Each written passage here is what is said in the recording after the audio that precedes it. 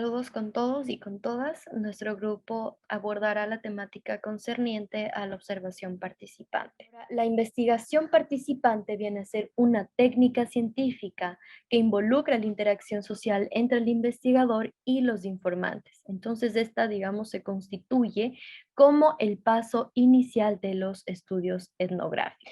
En un segundo momento, es importante que se seleccione el escenario social, el ambiente y de igual manera el contexto justamente de dichos participantes. En este marco podemos entender entonces que la observación participante viene a ser un proceso de aprendizaje a través de una forma de inmersión, lo cual otorga al investigador una mejor forma de comprensión de lo que está ocurriendo en la cultura y de igual manera esto otorga credibilidad a las interpretaciones que da la observación. La observación participante también faculta al investigador a recoger datos, sean cualitativos como cuantitativos, a través de la utilización de diversos instrumentos. La observación participante puede ser directa o indirecta. Decimos que es directa cuando hay un nivel de involucramiento por parte del investigador con los participantes. Entonces, la entendemos como un estudio descriptivo realizado por el investigador mediante el empleo de sus sentidos en los hechos significativos tal como son o como tienen lugar de manera espontánea en el tiempo. Se diferencia de la observación indirecta, ya que la observación indirecta recurre a fuentes secundarias y se basa en datos recolectados por otros investigadores y que han sido registrados en distintos textos, como libros, documentos, grabaciones, videos, artículos de periódicos, entre otras formas de registro. Entonces, estas son las formas en las que se va a clasificar la observación participante. ¿Cómo se usa? El instrumento principal de esta técnica es el investigador o la investigadora. El investigador tiene dos opciones de hacer este trabajo. Uno de ellos es poder elegir un grupo para trabajar y observarlo desde fuera, y otro es también integrarse dentro de la sociedad para aprender y tomar todos estos detalles desde adentro, sin la necesidad de convertirse en un miembro más. Es importante que el investigador mantenga la neutralidad y la objetividad para poder registrar todo en el diario de campo, obviamente sin desestimar también sus apreciaciones personales. ¿Qué es lo que va a observar?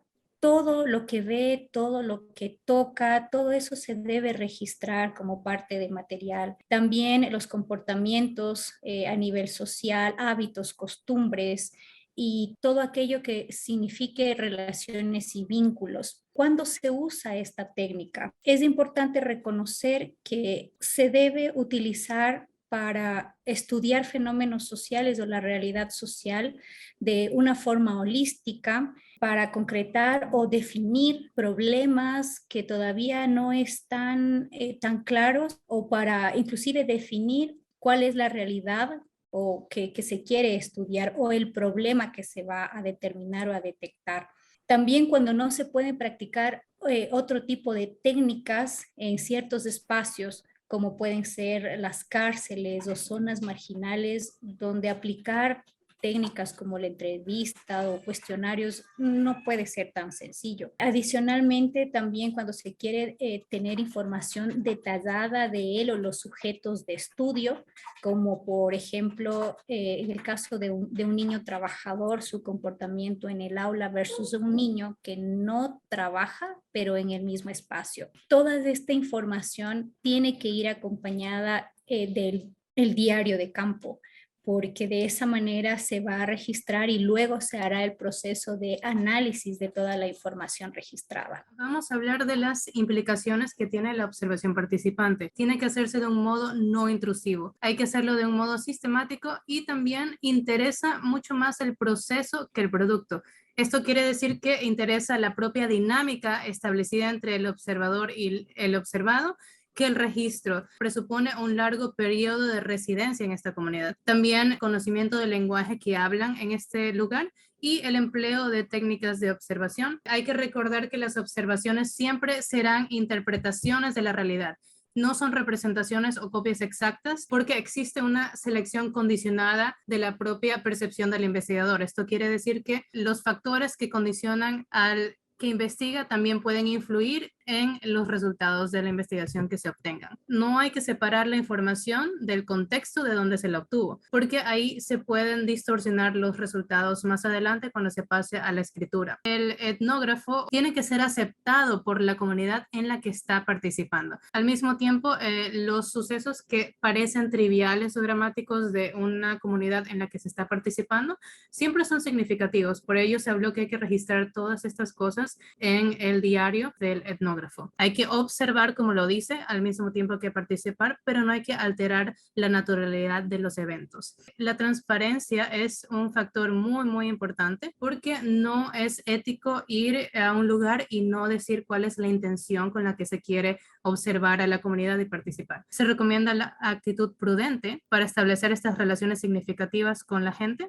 También se recomienda no quedarse solamente con una observación, sino, si es posible, repetirla algunas veces para tener diferentes fuentes para ponderar los resultados que se den. Asimismo, cuando llega un momento en el que el investigador se puede llegar a sentir saturado o cree que la información es reiterativa, se puede distanciar un poco del objeto de estudio, en este caso de la comunidad, y puede regresar después de haber empezado la escritura o después cuando necesite alguna otra información. No se recomienda empezar con entrevistas formales con grabadoras o estos artefactos que pueden intimidar a la población. Tampoco se recomienda tomar fotografías o imponer agendas para participar en las actividades. Tener una matriz de observación. Esta matriz de observación se concibe como una operativización de los aspectos de la pregunta de investigación. Esto quiere decir que cuando diseñemos esta matriz, se tiene que partir de la pregunta. Una de las ventajas es que complementa otras técnicas, como las entrevistas de fuentes documentales,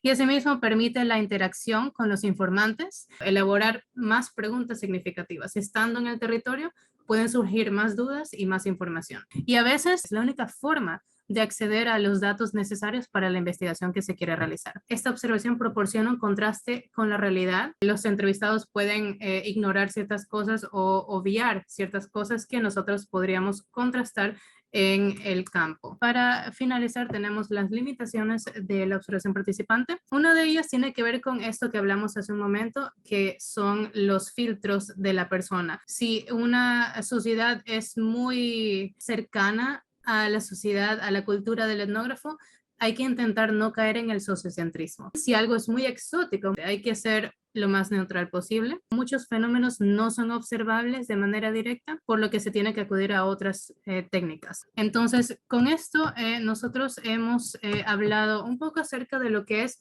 la observación participante. Agradecemos su escucha y hasta luego. Hola, mi nombre es David Suárez, soy parte del equipo verde y vamos a exponer qué es un diario de campo, cómo se usa y para qué sirve un diario de campo. En primer lugar, en esta breve introducción, lo que vamos a recordar es la importancia nodal que tiene el trabajo de campo para el antropólogo y para la investigación antropológica. En el campo, el antropólogo toma contacto con discursos sociales, con prácticas culturales, con enunciaciones semióticas sobre fenómenos, objetos, que son precisamente el centro de los procesos de diferenciación cultural. Entonces es enormemente importante que el antropólogo pueda hacer un registro exhaustivo de su contacto con la realidad, que es contacto a partir de su trabajo de campo. Este registro exhaustivo tiene varias herramientas. El diario de campo es una de ellas, y el diario de campo es básicamente un espacio donde se inscriben a través de la escritura todos los elementos que forman parte de los discursos sociales, las prácticas culturales que se han visto, los fenómenos de enunciación semiótica que se han receptado y que quedan inscritos en este documento que viene a ser el diario de campo. ¿Cómo se usa el diario de campo? El investigador usa en su día a día para registrar la información obtenida y los aspectos cargados de valores subjetivos durante el trabajo de campo. De esta forma, ayudan a explicar lo observado y a resaltar por qué las observaciones realizadas fueron relevantes para la investigación. Las interpretaciones incluyen reflexiones y comentarios sobre lo que el investigador observa y experimenta y todo lo que eso significa para él. ¿Para qué sirve el diario de campo? Sirve para anotar y detallar la hora y fecha de actividades específicas, los entornos, el comportamiento y las conversaciones sobre el terreno para ayudar al investigador a llevar un registro de las observaciones que se pueden olvidar con el paso del tiempo. Complementan los datos de la investigación, ya que en él encontramos la información más relevante. En el diario de campo se consignan lo que uno está pensando, va entendiendo y descubriendo sobre lo que está estudiando. Estas interpretaciones se van ampliando y complejizando a medida que avanza el trabajo de campo. ¿Qué incluye el diario de campo? El diario de campo incluye mapas para que uno pueda describir la zona, conocer el sitio de investigación, entender la realidad geográfica en la cual uno va a estar haciendo una investigación de campo. También podemos poner como esquemas. Los esquemas es un instrumento útil que nos va a ayudar al proceso de redacción o las anotaciones que vamos a tener según el momento en que vayamos avanzando en los puntos que vamos a ir anotando en nuestro diario. También podemos tener las conclusiones. Las conclusiones deben ser para poder resumir brevemente todo lo investigado en el área de campo para que pueda ser entendible y comprensible. En los elementos propios podemos entender como tener el espacio en donde vamos a hacer la investigación, donde vamos a estar, un elemento físico, el centro de investigación que sea real, en donde vamos a tener nuestra investigación. El diario de campo también tiene ciertas características. Podemos iniciar con el proceso de investigación.